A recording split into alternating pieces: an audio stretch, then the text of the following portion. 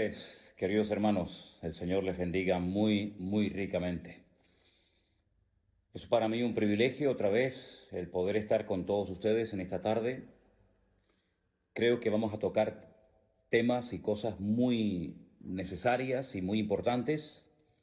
Y le he pedido al Señor, como sé que muchos de ustedes también lo están haciendo, que sea la Biblia, solamente la palabra de Dios, la que aclare las dudas, la que traiga luz y la que nos guíe en todo momento en la tarde de hoy. Estoy plenamente convencido que la Biblia es lo único que puede curar la peor o una de las peores enfermedades, que es la ignorancia. No hay nada peor que ser un cristiano, que ser un creyente ignorante. Y lamentablemente, con todos mis respetos, tengo que decir que en cuanto a la escritura hay mucha ignorancia, mucha, diríamos, comprensión, pero muy defectuosa, ideas muy extrañas, muy raras, interpretaciones demasiado particulares y personalistas. Y como dije el otro día, ninguna profecía de la palabra de Dios se puede interpretar unilateralmente. Y por supuesto descartamos de entrada el yo siento, el yo creo, el Dios me dijo, porque yo creo que eso ya a estas alturas como que no pega, ¿no? Tenemos que leer detenidamente los textos cuando los queremos estudiar, compararlos con otros pasajes paralelos de la Escritura y darnos cuenta de que la Biblia se interpreta a sí misma. Y lo que no entendemos en una parte, la podemos entender en otra y así sucesivamente. Ahora bien, yo creo que tenemos la obligación y la responsabilidad de entender todo lo que se pueda entender.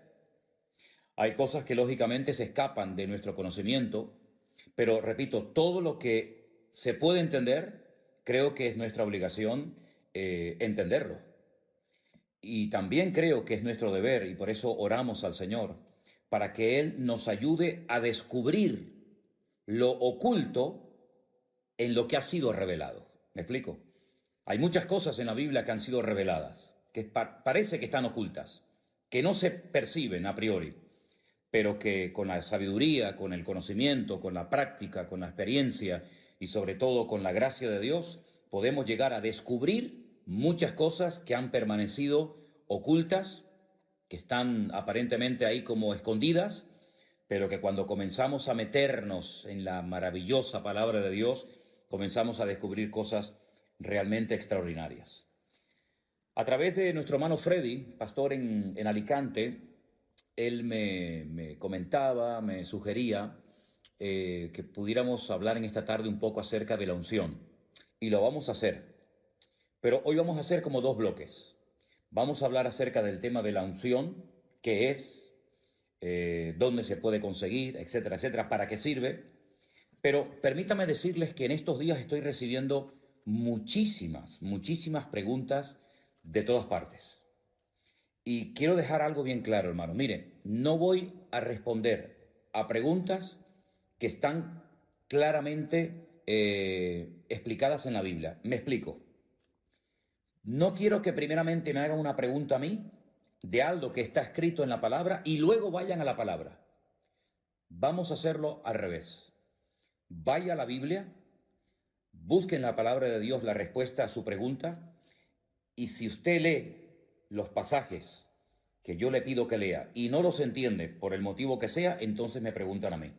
Pero no recurran primeramente a mí haciéndome preguntas sin haber ido previamente a la palabra. Primero hay que ir a la Biblia, primero hay que ir a la palabra de Dios y luego usted puede preguntar todo lo que quiera. Dicho de paso, también decirles que me han hecho preguntas, lo digo esto con todo mi respeto, muy extrañas. Hoy alguien me pedía que por favor explicara en qué consiste el pánico espiritual. Perdóneme, pero es la primera vez en mi vida que me hacen esa pregunta y no tengo ni la más remota idea. El pánico espiritual. Que explique la doctrina del balcón. No entiendo lo que es la doctrina del balcón. Está circulando un vídeo por la República Dominicana que varios pastores y varios apóstoles, volvemos otra vez al tema de los apóstoles, que tienen que buscar en las páginas de la Biblia, sobre todo en el libro del Génesis, un pelo, una pluma, una hoja o cualquier cosa, y con eso que usted encuentre metido entre las páginas de la Biblia, usted sabe que hay gente que dentro de las páginas de la Biblia tiene metido millones de cosas. Bueno, pues vaya al libro del Génesis, dicen estos personajes, y lo primero que encuentre en cualquier página del libro del Génesis, lo encuentra, se lo frota y ya automáticamente usted está sanada o, digamos, vacunada en contra del coronavirus. Sí, cosas realmente, permítame, increíbles, sinceramente tremendas, ¿no? Pero bueno, vamos a ir en serio ahora, vamos a ver. Yo quiero tener un primer bloque, una primera parte para estudiar o para por lo menos comentar eh, lo que nos explica el profeta Ezequiel en dos capítulos de su libro. Concretamente el capítulo 38 y el capítulo 39 del libro de Ezequiel. Mucha gente me ha preguntado por estos personajes, por estas naciones que aquí se mencionan. Por ejemplo, en el capítulo 38 del libro de Ezequiel, en el versículo 5 y 6, se menciona a Persia, a Cus, a Fut, a Gomer, a Togarma, y algunos me preguntan, esas naciones que se mencionan aquí, esos países o esas ciudades, hoy en día, ¿a qué países corresponden? Bueno, vamos a empezar respondiendo a esta pregunta. Antiguamente, al actual país de Irán se le conocía como Persia. Usted sabe que los persas, junto con los medos, formaron un imperio que fueron el que derrotaron al imperio de los babilónicos, el rey Nabucodonosor.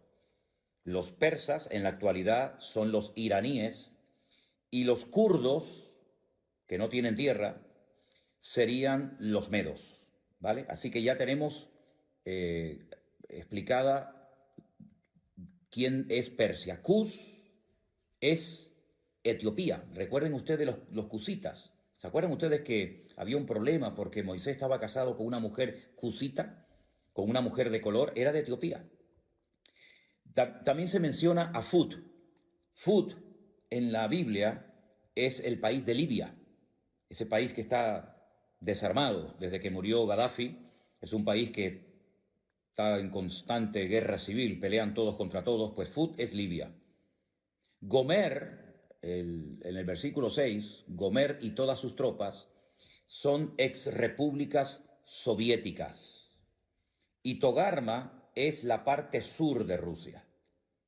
Ahora, cada vez, y si no al tiempo y lo veréis, cada vez se va a ir hablando más de Rusia, de China, de algunos países árabes y también, como no, de Europa. En las profecías de la Biblia, las que aparecen en el libro de Ezequiel, en el libro de Daniel y otros libros, yo por lo menos no veo por ninguna parte a Estados Unidos. Algunos dirán, pero bueno, Estados Unidos es una gran potencia económica, una gran potencia política, sí, es cierto, no lo discuto, pero no pinta nada en el panorama, en el programa profético de Dios. ¿Qué le va a ocurrir a los Estados Unidos en los últimos tiempos? Pues mire, yo no sé si esta pandemia que estamos viviendo hoy en día tendrá algo que ver. Lo que se dice es que en Estados Unidos pueden llegar a haber millones de muertos. Y esto va a afectar mucho, sin lugar a dudas, la economía y la estabilidad norteamericana. Y con todo mi respeto, sé que hay muchos hermanos que me escuchan y me ven desde los Estados Unidos, y quiero decir esto con todo respeto. Para muchas personas, Estados Unidos siempre ha sido como una especie de paraíso terrenal, ¿verdad? Los países más cercanos a Estados Unidos, países centroamericanos, países latinoamericanos, siempre o muchas veces el sueño de muchos era poder ir a los Estados Unidos y conseguir un buen trabajo y poder empezar una nueva vida. Y no hay nada malo en eso, ¿ok? De hecho, los fundadores, los padres de Norteamérica vinieron de Europa porque buscaban una vida nueva, ¿verdad? Pero lo que no podemos caer es en el error de creer que Estados Unidos es como una especie de gran papá, una especie de Dios, y de esa manera ya todas nuestras necesidades materiales y espirituales están cubiertas. El famoso sueño americano, ¿verdad? Bueno, gloria a Dios por los Estados Unidos, gloria a Dios por todos los miles de misioneros que han mandado por toda la faz de la tierra, Gloria a Dios por los millones de dólares que han salido de las arcas de las iglesias y de los bolsillos de muchísimos hermanos y ministerios norteamericanos, pero Estados Unidos, espiritualmente hablando, está en una crisis tremenda. Y los hermanos que viven en Estados Unidos lo pueden confirmar. Estados Unidos hace mucho, mucho tiempo que tiene que volver en genuino arrepentimiento al Señor. Y pienso que a lo mejor este presidente que tienen en la actualidad, Donald Trump, puede ser tal vez la última oportunidad que tengan los norteamericanos antes de entrar en un trato muy severo de parte del Señor para que vuelvan otra vez a la senda antigua, para que vuelvan otra vez al origen, para que vuelvan otra vez a la fuente de la vida, que es nuestro Señor Jesucristo. Entonces, el Estados Unidos no aparece en el programa profético de Dios, pero Rusia sí, y China también, y los países árabes también, y Europa también. Y por eso cada vez vamos a oír más de Rusia. Cada vez los chinos, por un motivo o por otro, cada vez se va a hablar más de ellos. Y de Europa, la pobre Europa, la pobre víctima que no sabe dónde meterse, no sabe hacia qué lado inclinarse. Esa Europa que tiene nombre de mitología griega, que todavía no sabe cuál es su identidad, si tiene que abrirse a todas las religiones, si tiene que volver al cristianismo, si tiene que ponerse del lado de unos países o ponerse al lado de otros países. Bueno, pues en esos cuatro grupos, ahí se mueve prácticamente todo lo que va a ser el futuro y lógicamente, no podía ser de otra manera, Israel, ¿verdad? Entonces, repito, Rusia, China, Europa y algunos países árabes, cada vez se va a hablar más de ellos. No me malinterpreten con lo que voy a decir a continuación. Aunque es una realidad este tema famoso del coronavirus, y aunque es un hecho de que hay miles de personas que están muriendo en todas partes del mundo por este tema, que esto no sea algo que nuble nuestra visión espiritual, por favor. Que esto no nos despiste, porque hay profecías que para que se cumplan tienen que darse situaciones muy, muy parecidas a las que estamos viviendo en este tiempo. Digamos que este sería el caldo de cultivo o el inicio, el comienzo de un proceso que ya no va a dar marcha atrás. Es una especie como de cuenta regresiva. Y esta pandemia va a traer muertes, esta pandemia va a traer crisis económica, esta pandemia, este virus va a traer paro, va a traer un desequilibrio en las naciones, y este va a ser el caldo de cultivo para que muchas naciones, para que muchas superpotencias, Rusia, China, etcétera, pues intenten posicionarse y repartirse luego el pastel, porque esto va a terminar, evidentemente. Esto del coronavirus no va a ser para siempre, no va a ser algo eterno, pero este es el preludio, este es el prefacio, esta es la introducción a algo que viene de una forma terrible. Y Rusia va a comenzar a posicionarse en la geopolítica mundial y los chinos también, etcétera, etcétera. Es interesante notar que mientras ahora toda Europa o muchas partes del mundo están asustadas y están buscando mascarillas y respiradores por todas partes del mundo, ahora es China la que ofrece ayuda, la que manda médicos a Italia, la que manda aviones por aquí, la que manda aviones por allá, y también Rusia también está ahora como una especie de Papá Noel, una especie de niño bueno repartiendo ayuda por todas partes del mundo. Ojo, porque todo esto es el principio de dolores. Y hay un nombre en la Biblia, en el libro de Ezequiel, capítulo 38 y 39, que es el nombre God. God. God es un nombre simbólico. No es el nombre de una persona, pero en cierto sentido podríamos decir que ese inicuo, ese hijo de pecado, ese cuerno pequeño del cual nos habla Daniel, o ese anticristo del cual nos habla el apóstol Juan, es este personaje llamado God. Ahora, si os dais cuenta, hay un rey en la historia de Israel cuyo nombre empieza por la misma letra que por la que termina. ¿Saben cuál es, verdad? ¿Cuál es el rey de Israel que empieza por la misma letra su nombre y termina, que empieza por una letra y termina por la misma letra? El rey David. David en hebreo son 3 letras, Dalet, Bat, Dalet. Y ahí hay un mensaje, ahí hay algo muy importante. Es decir, no es una persona, digamos, fluctuante, que es una cosa ahora y una cosa más tarde. Fíjense qué nombre le da la Biblia a este perverso, a este inicuo, a este hombre de pecado, a este hijo de perdición, como lo denomina Pablo en una de sus cartas a la iglesia de Tesalónica. A este personaje se le conoce en el Antiguo Testamento como God. Y los judíos en Israel, en el judaísmo, se conoce a God como un hombre malo, al que nosotros denominaríamos o llamamos el anticristo. Y fíjense que su nombre empieza por la letra Gimel, la G en español, y termina por la misma letra, God, G-O-G. Es como una especie de imitación de todo lo que Dios, de todo lo que el Señor ha estado haciendo a lo largo de la historia.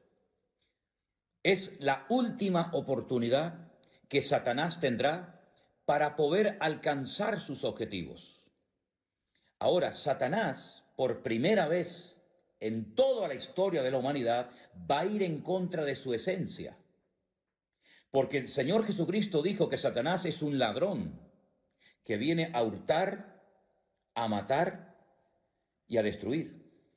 Pero por primera vez en la historia, un instrumento tremendamente usado por Satanás, como va a ser este God o este anticristo, va a ofrecer algo que Satanás no puede ofrecer porque va en contra de su esencia. ¿Y saben lo que es? Paz y seguridad. Satanás, desde el día que se rebeló contra su creador, no ha tenido ni un día de paz.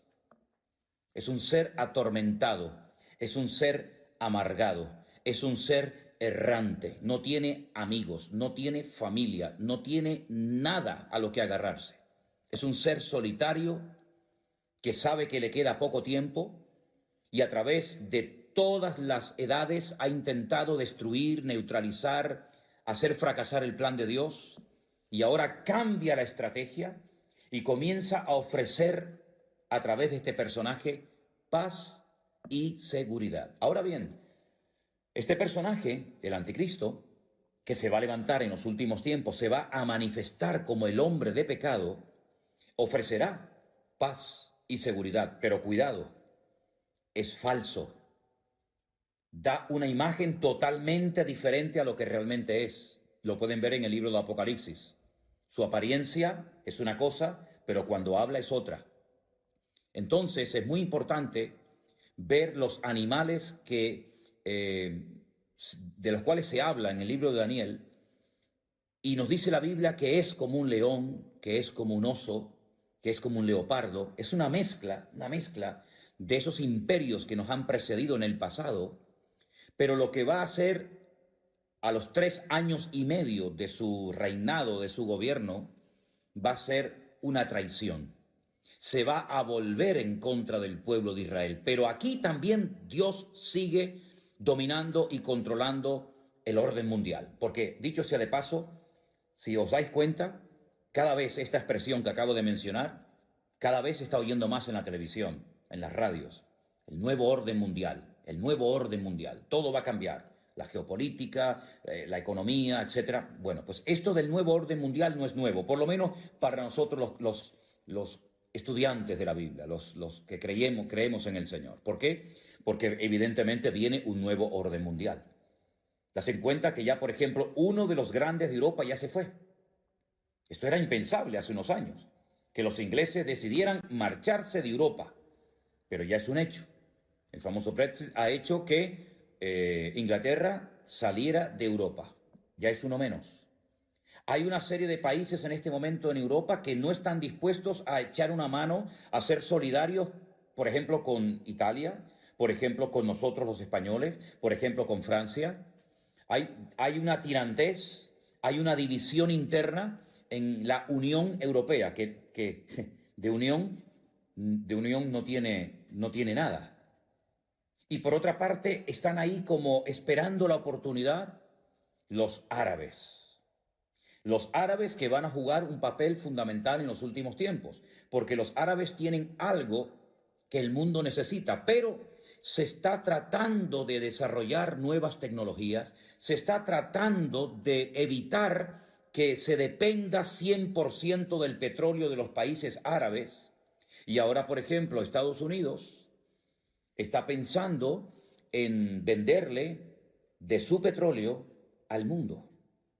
Y por otra parte tenemos a Rusia desde hace años con tecnología curiosamente alemana y norteamericana, parece mentira, tratando de hacer un oleoducto para suministrar gas a toda Europa y para que no dependamos del gas, por ejemplo, de Marruecos o de otros países. Es decir, que todo esto del coronavirus es un hecho, es una realidad, no cabe la menor duda. Pero también no nos olvidemos, hermanos, siervos de Dios, Iglesia de Jesucristo, no nos olvidemos que detrás de esta cortina de humo, detrás de este hecho del coronavirus, se están dando movimientos entre bambalinas que van a cambiar el rumbo de la historia de la humanidad, pero no les quepa a ustedes la menor duda. En los capítulos 38 y 39 del libro de Ezequiel se mencionan a Mesec y a Tubal. Sería muy bueno que ustedes anotaran esta cita, Génesis capítulo 10. En Génesis capítulo 10 se nos habla acerca de los hijos de Jafet. Yo no tengo tiempo para explicar todo esto ahora, pero cuando Noé salió del arca, sus tres hijos, Sem, Can y Jafet, se extendieron por todas las naciones de la tierra y todas las naciones tienen su origen en Sem, en Can o en Jafet. Y hijos de Jafet fueron Mesed y Tubal, es decir, que Mesed y Tubal fueron nietos nada más y nada menos que de Noé.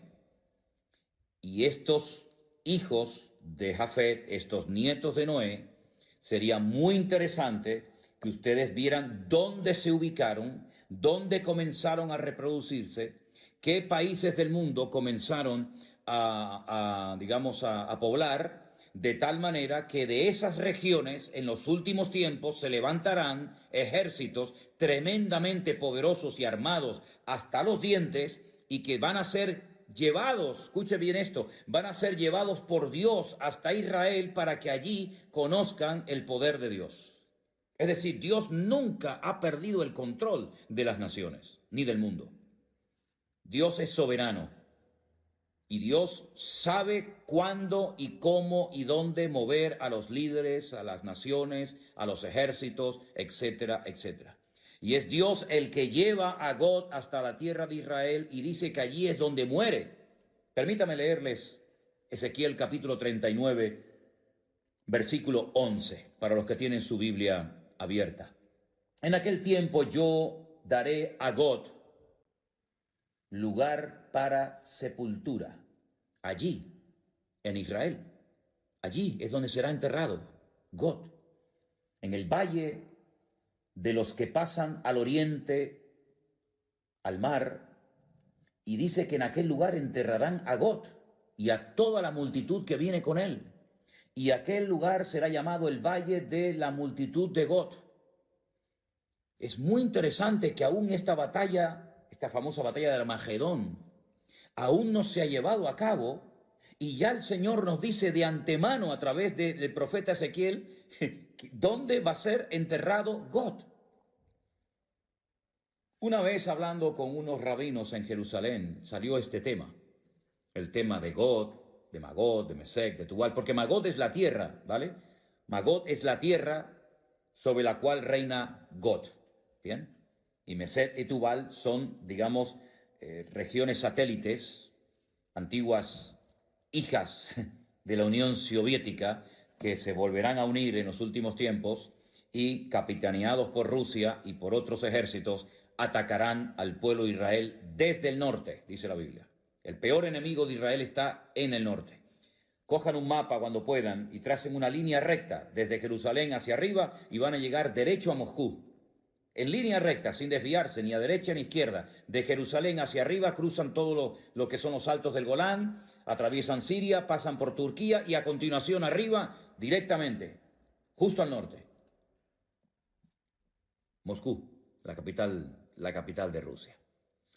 Entonces, lo que quería decirles es que el pueblo de Israel sabe perfectamente estas profecías. Muchos las conocen y saben perfectamente que del norte viene una invasión tremenda, tremenda. Ahora, como les decía, hablando una vez con estos rabinos, y salió el tema de God y cómo iba a ser enterrado y todo esto, me dieron una explicación, una respuesta interesante. No digo que sea exactamente así, pero yo os la voy a compartir porque sé que a muchos de ustedes les interesa este tema. ¿Se acuerdan ustedes cuando Noé salió del arca? Dice que al poco tiempo Noé apareció totalmente desnudo, borracho en la puerta de su tienda. Recuerden los tres nombres de los hijos de Noé: Sem, Can y Jafet. Dice la Biblia que Can se burló de su padre. Parece ser que hubo sus más y sus menos. Y cuando Noé despierta, maldice a la descendencia de Can. Maldice a Canaán, que aún no había nacido. Los cananeos son descendientes de Can. Y eran naciones, eran pueblos que estaban totalmente bajo la maldición de Noé. Porque hizo burla de su padre, porque vio la desnudez de su padre. Sin embargo, Sem y Jafet marcharon marcha atrás y taparon la desnudez de su padre. Y estos rabinos me decían que por un detalle de Dios a los descendientes de Jafet, y uno de ellos es God, el Señor le permite sepultura en la tierra de Israel. Ahí queda eso. Cómanse el pescado y dejen las espinas a un lado. La batalla será de tal magnitud, y quiero dejar una cosa bien clara, esta batalla que se describe en los capítulos 38 y 39 del libro de Ezequiel aún no se ha llevado a cabo. Esto es profético, esto nunca ha ocurrido. Esto es algo que va a ocurrir en los últimos tiempos. Desde Tbilisi, vecino con Rusia. Qué interesante este mensaje que nos acaba de mandar Miriam Masi. Te saludo desde Lisi, Europa del Este, país vecino con Rusia. Interesante. Esta batalla será de tal magnitud que una vez que termine, y la batalla se llama la batalla de Armagedón, se va a llevar a cabo en un valle precioso que he tenido la oportunidad y el privilegio de verlo muchas veces, de caminar por él, de conducir por medio del valle. El valle de Jezreel, o el valle de Megiddo. Es un valle inmenso. Ya Napoleón dijo cuando lo vio, este es el valle perfecto para llevar a cabo una gran batalla. Bueno, pues en ese valle se va a llevar a cabo una batalla tremenda que va a llegar hasta el Monte de los Olivos en Jerusalén, donde muere el anticristo y muchas de sus tropas. Y una vez que la batalla termine, dice que estarán durante 7 años quemando al fuego el armamento que las tropas trajeron para atacar al pueblo de Israel. Allí habrán tropas de todas partes del mundo, ¿eh? También los chinos mandarán millones y millones de soldados para atacar al pueblo de Israel. Porque al final todas las naciones del mundo quieren conquistar Jerusalén y la quieren para ellos. Y la Biblia nos enseña que en ese valle de Armagedón la batalla será tan espectacular. Dice la Biblia que lloverá lluvia impetuosa, piedras de granizo, fuego y azufre. Apocalipsis dice que serán del peso de un talento, 45 kilos. Probablemente está haciendo referencias a bombas, vete tú a saber. Y la Biblia nos enseña que durante 7 años después de la batalla de Armagedón estarán quemando el armamento de todas aquellas personas que vinieron a pelear contra Israel. 7 años. Pero en el versículo 12 dice, y la casa de Israel los estará enterrando por 7 meses para limpiar la tierra. Fíjense la cantidad de millones de personas que mueren, que estarán 7 meses enterrando muertos. ¿Se acuerdan ustedes esas imágenes terribles que están en blanco y negro, que nos recuerdan la liberación de los campos de concentración de Europa por las fuerzas aliadas?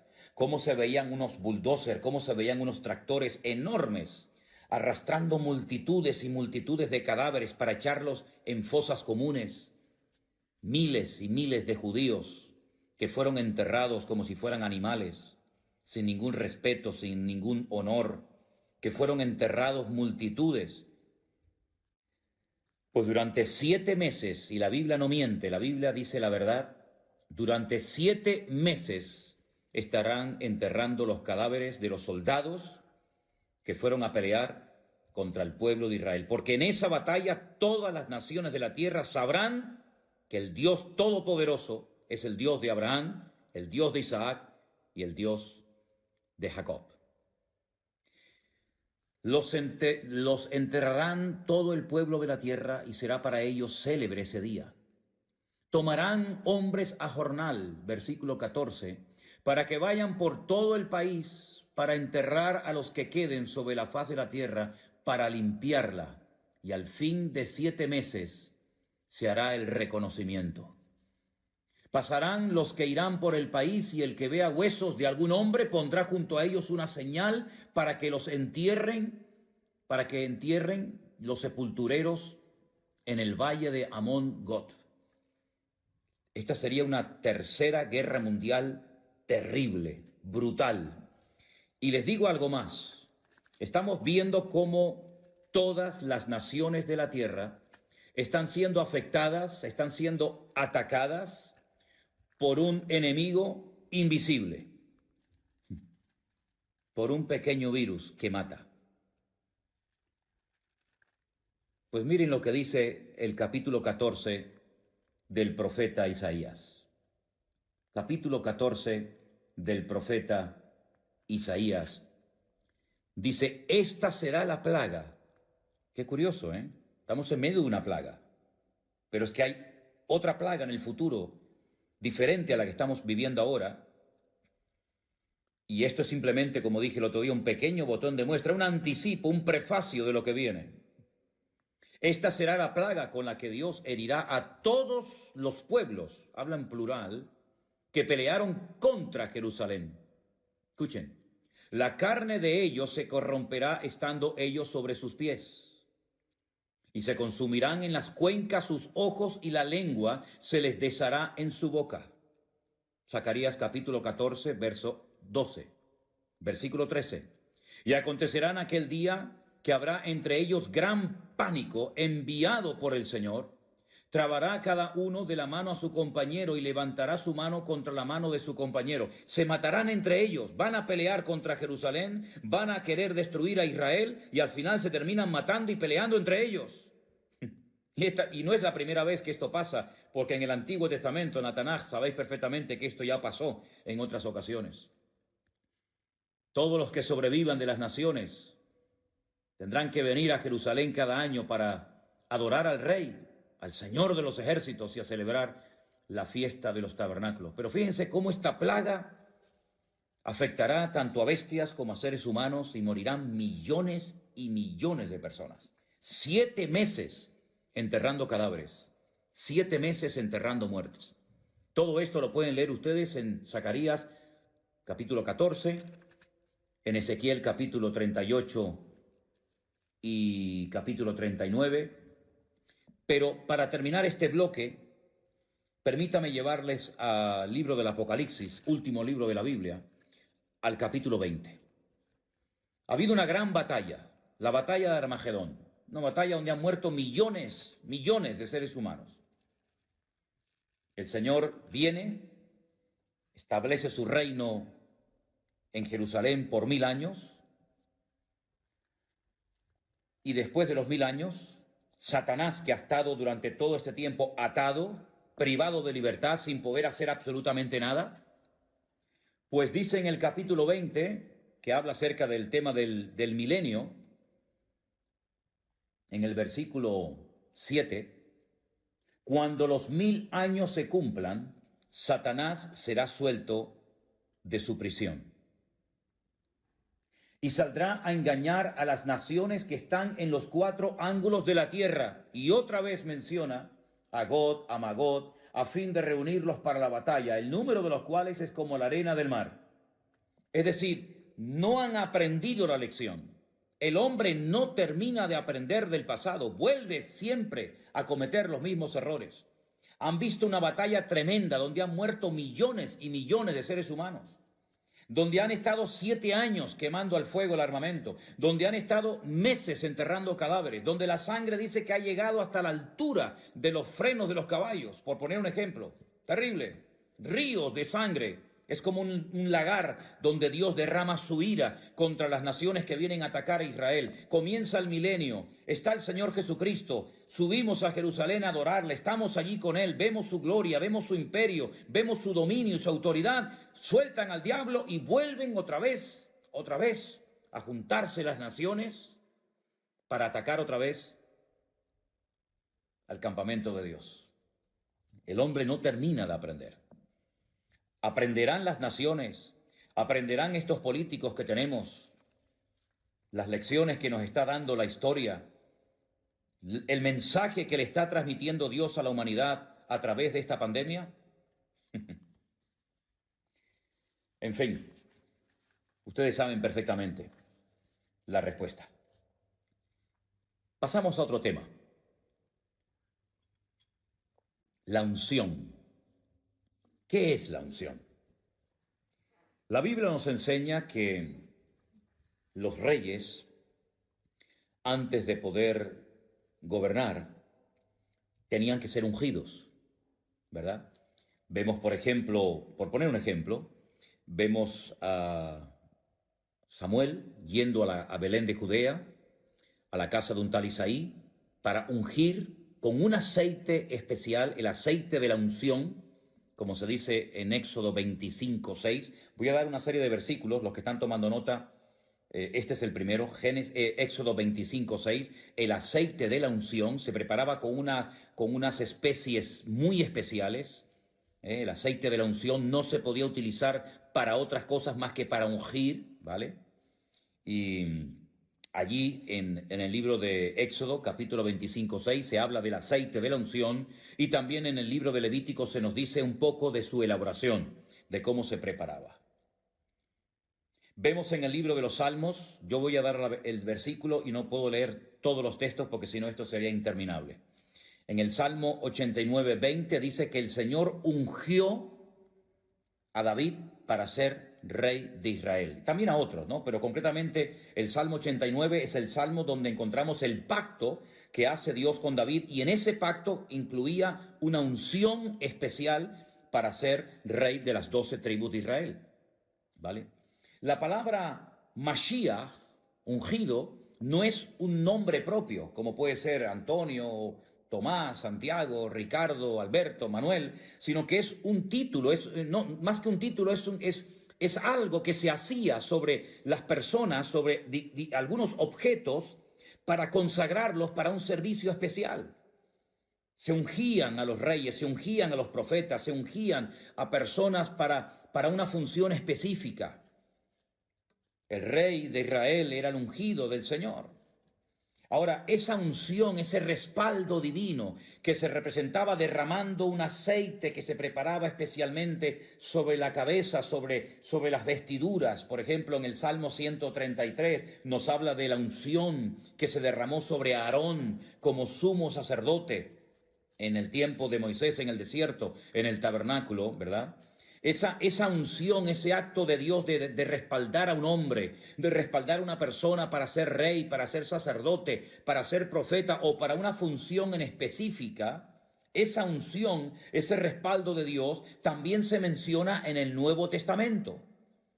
Pero ya no se ve a nadie echándole aceite sobre la cabeza a nadie para que reciba la unción. Es cierto que en el Nuevo Testamento hay algunos textos donde se habla del aceite. Por ejemplo, hoy encontraba un versículo muy interesante, y ese sí quiero leerlo, en Marcos capítulo 6, versículo 13, en el Evangelio según San Marcos, capítulo 6, versículo 13, yo no sé si se han dado cuenta de que ahí se menciona el aceite y la utilizaban los discípulos.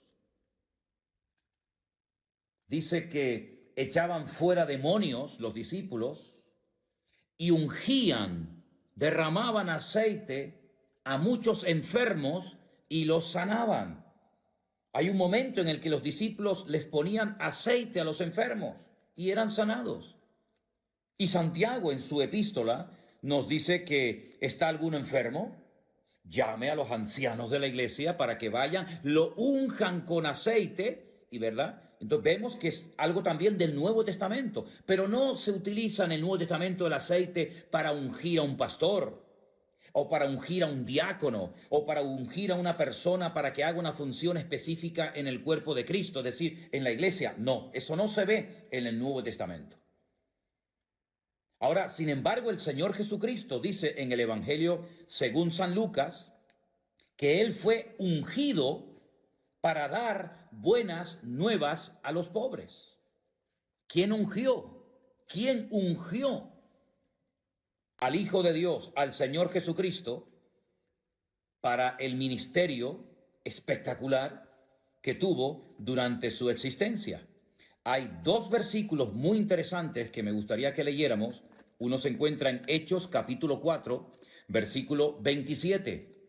Hechos capítulo 4, versículo 27, nos dice lo siguiente acerca de la unción. Dice, porque verdaderamente se unieron en esta ciudad contra tu santo Hijo Jesús, a quien ungiste,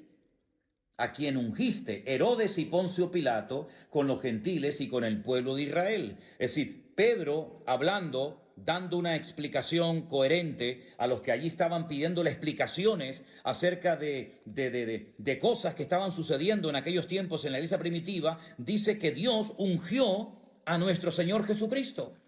También en el mismo libro, pero en el capítulo 10, Hechos capítulo 10, versículo 38, dice, y cómo Dios ungió con el Espíritu Santo y con poder a Jesús de Nazaret, y cómo éste anduvo haciendo bienes y sanando a todos los oprimidos por el diablo, porque Dios estaba con él. Otra vez encontramos en el capítulo 10 del libro de los Hechos una explicación muy interesante dada por el apóstol Pedro. Y él dice que Dios ungió con el Espíritu Santo al Señor Jesucristo para poder desarrollar y para poder cumplir con la misión que el Padre le había encomendado. La Biblia, cuando habla del Señor Jesucristo, habla de su ungido. Salmo capítulo 2, versículo 2. La Biblia dice en Lucas 4:10, el mismo Señor Jesucristo leyendo en la sinagoga, dice que Dios lo ungió para dar libertad a los cautivos, para dar vista a los ciegos. Hemos visto en Hechos 4:27, en Hechos 10:38, cómo el Señor Jesucristo fue ungido. Bueno, recuerden ustedes, mis queridos hermanos, que el día que Juan Bautista bautizaba al Señor Jesucristo en el río Jordán, dice la Biblia que el Espíritu de Dios descendió sobre él en forma corporal como de paloma. Y se oyó una voz del cielo. Y el Padre dijo, este es mi Hijo amado, en el cual tengo complacencia. Por lo tanto, el mismísimo Señor Jesucristo fue ungido con el Espíritu Santo para poder desarrollar una función, un ministerio realmente extraordinario.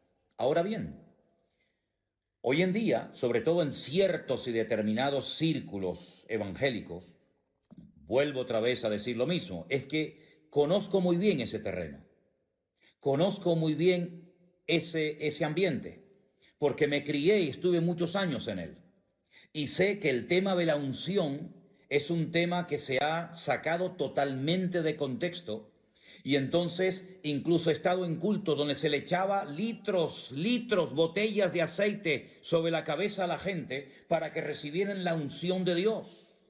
Eso no se ha visto en ninguna parte de la iglesia primitiva. Eso no se ve en ninguna parte del Nuevo Testamento. Pero sin embargo, en algunas iglesias evangélicas se ha visto y se utiliza muchísimo, no el uso del aceite para orar por enfermos, lo cual es bíblico. No digo que siempre haya que hacerlo, pero si se hace, no es ningún pecado. No estamos quebrantando ninguna norma bíblica, no es nada de superstición, ni es nada extraño. Se puede ungir con aceite a un enfermo. No hay ningún problema en hacerlo, es bíblico. Hay un texto de la Biblia que lo respalda. Luego, hay que decir amén, aunque tal vez no te guste, no lo hayas hecho nunca, pero hay algo que la Biblia dice acerca de la unción sobre los enfermos.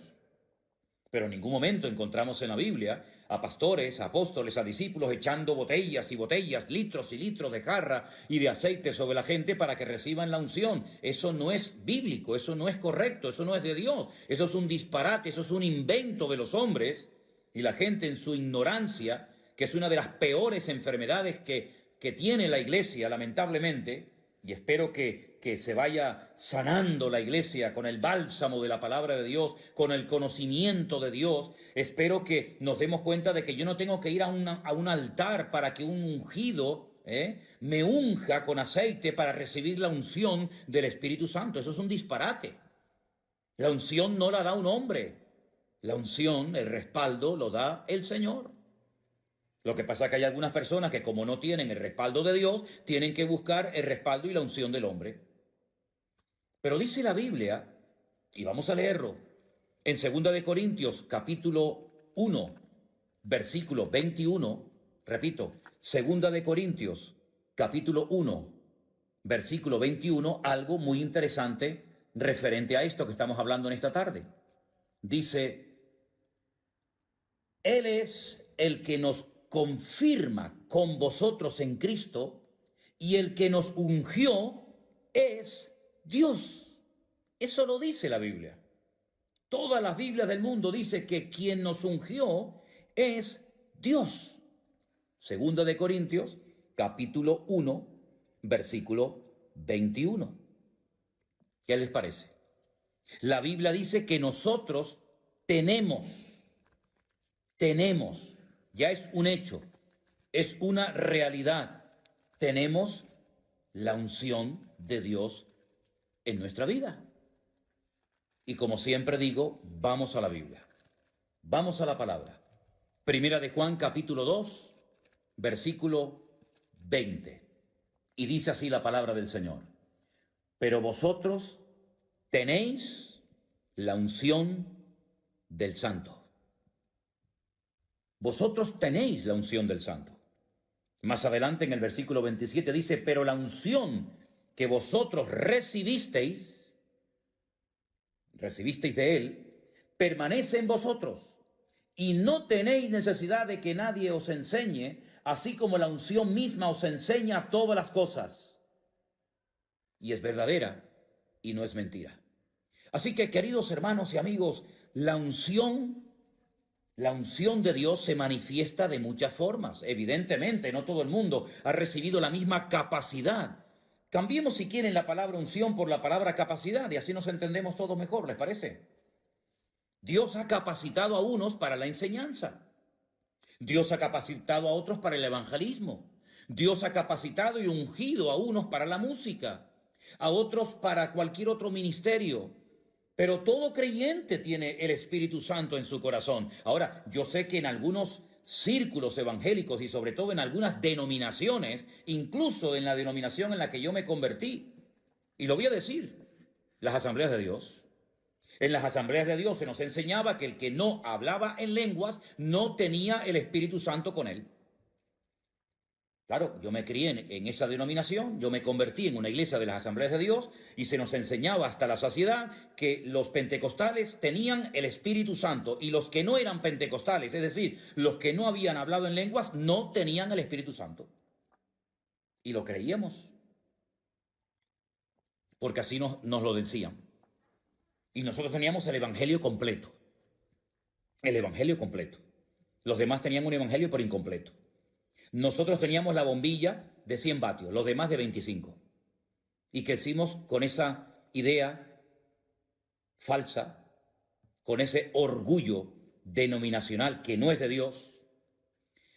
Y cuando uno comienza a escudriñar las Escrituras, encuentra versículos como ese que dice, todos fuisteis bautizados en un cuerpo. Dios nos ha bautizado a todos. Todo creyente tiene al Padre, al Hijo y al Espíritu Santo. ¿O solamente es patrimonio de las iglesias pentecostales? ¿Todos los que hablan en lenguas realmente son lenguas de Dios o a veces son lenguas inventadas? Porque de esto habría que hablar largo y tendido, ¿eh? Otro día, si quieren, hablamos de esto. Todos los que hablan en lenguas verdaderamente reciben esa unción de lo alto, sus vidas son transformadas y todos hemos sido bautizados en un cuerpo. La experiencia de hablar en lenguas, si quieren, otro día hablamos de eso. Pero no es bíblico decir que solamente los que han hablado en lenguas tienen el Espíritu Santo. Eso es un disparate, eso es antibíblico y algún día muchos que han enseñado durante años eso tendrán que pedir perdón. Porque a la luz de las Sagradas Escrituras han enseñado algo que no es cierto, algo que no es verdad. Todos nuestros hermanos, aunque nunca hayan hablado y aunque nunca hablen en lenguas en su vida, todos los cristianos tenemos el Espíritu Santo en nuestros corazones. Bueno, no puedo leer, como pueden comprender, todos los saludos y las preguntas y las cosas que me hacen, porque estoy con un móvil, tiene una pantalla muy pequeñita y es prácticamente imposible leer todo esto. Pero permítame darles un versículo que después quiero que lo lean, si pueden, en sus casas. Isaías 45:1. Isaías 45:1. Miren, un hombre que no era cristiano, que no fue bautizado en agua, que no era pentecostal, que nunca leyó el Nuevo Testamento, que no dio diezmos ni ofrendas, un hombre que yo sepa que no habló ni en lenguas, ni interpretó, ni nada que ver, el Señor lo llama mi ungido. Estoy hablando de Ciro. Un hombre que Dios capacitó, un hombre que Dios ungió para que fuera un instrumento tremendamente poderoso en las manos del Señor, para que trajera bendición al pueblo de Israel. Mi ungido, al que yo he capacitado, al que yo he dotado, al que yo he escogido, al que yo he apartado, para que sea mi ungido. También hay en la Biblia, en el libro de los Salmos, un versículo muy bonito, Salmo 105, versículo 15, Salmo 105, versículo 15, donde habla de mis ungidos. Y ahí entramos todos los creyentes. Ahí entra todo el pueblo de Dios. Somos los ungidos del Señor. Los Meshijí, somos los ungidos. También la Biblia nos habla de dos ungidos, que en Zacarías 4, versículo 14, son lo que en Apocalipsis se les llama los dos testigos, pero que Zacarías lo llama los dos ungidos. Hay un libro de un pastor español donde él dice el nombre de estos dos ungidos.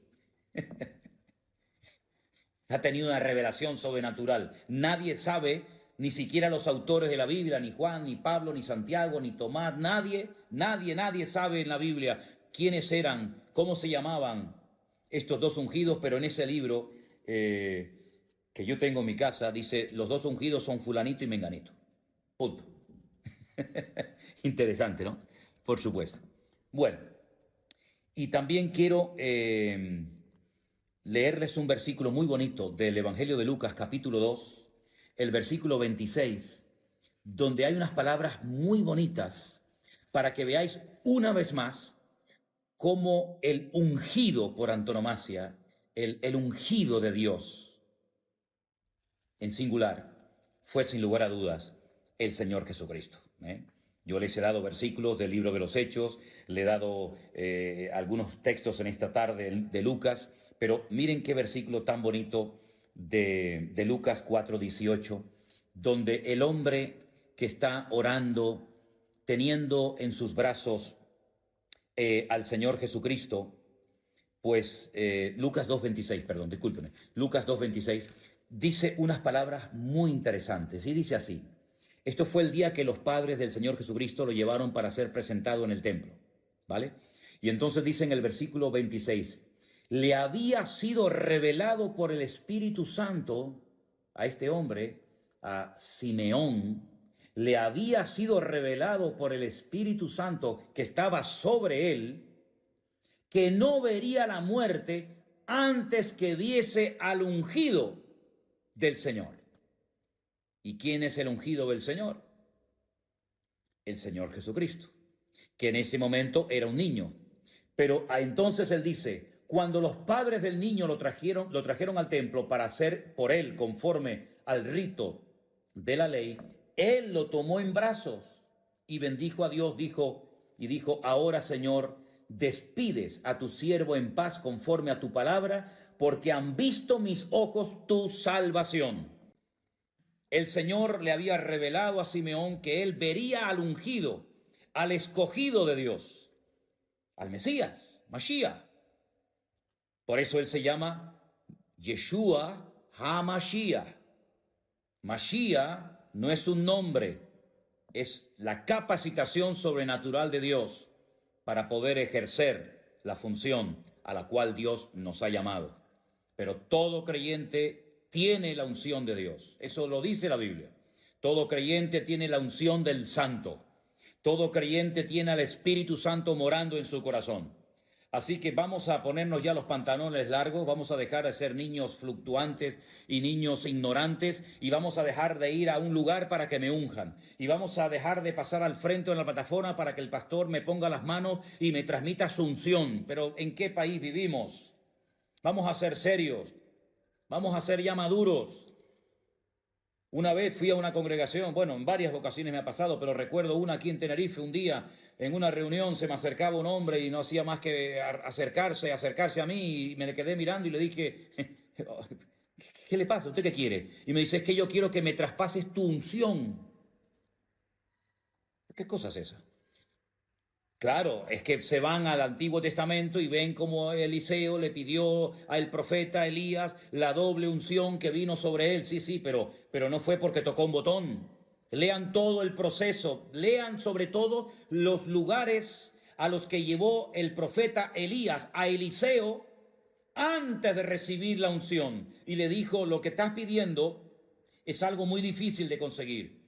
Porque es una unción, es una capacitación sobrenatural para un tipo de ministerio profético que él sabía que había recibido, y este es su sucesor, su siervo durante años, muy interesante, siervo de Elías, antes de ser siervo de Dios, tuvo que ir a Betel. ¿Qué aprendió? ¿Qué vio en Betel, hermanos? Tuvo que ir a Gilgal. ¿Por qué lo llevó a Gilgal? Tuvo que ir a Jericó, tuvo que ir a varios lugares y después de ver todos esos lugares fue cuando recibió el manto de la unción. Pero eso de que ahora va a venir el ungido a ver si nos pone el manto, eso lo he visto yo en congresos.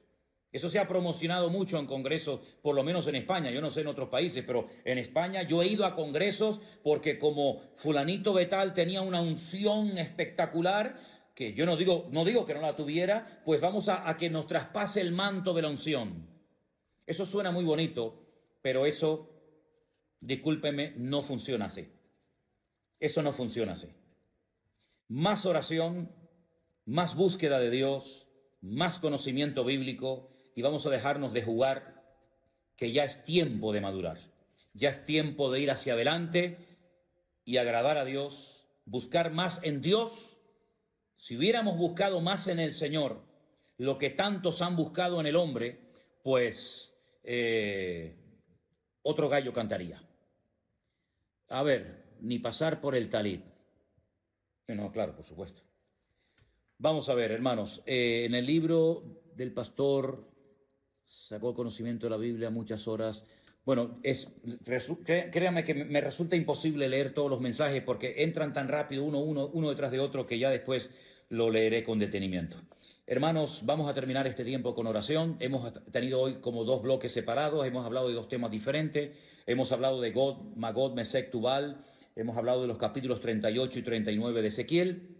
Y después hemos pasado al tema de la unción. Yo la próxima semana hay algo que me gustaría tocar, porque veo que se ha ido metiendo sutilmente en muchas congregaciones, ha hecho mucho daño, y es el tema de todo lo judío, que si el talit, que si la mesuzá, las velitas del Shabbat, Pesach, Shavuot, y muchas cosas que, claro, como hay tan poca base y tan poco fundamento, han distorsionado y atontado a más de uno Y resulta que ahora ya nada de lo que nos enseñaron, nada de lo que hemos creído vale, sino que ahora hay que cambiar, romperlo todo y empezar de nuevo, porque resulta que la Biblia está mal traducida, porque resulta... De eso me gustaría a mí hablar la próxima semana, de las fiestas judías y de todas estas cosas que todavía hay mucha gente que no sabe nada. Se aprenden 4 o 5 palabras en hebreo y se creen que ya han descubierto la pólvora. Que Dios nos ayude y nos bendiga. La próxima semana seguiremos. Mañana es Shabbat, mañana es reposo y tranquilidad.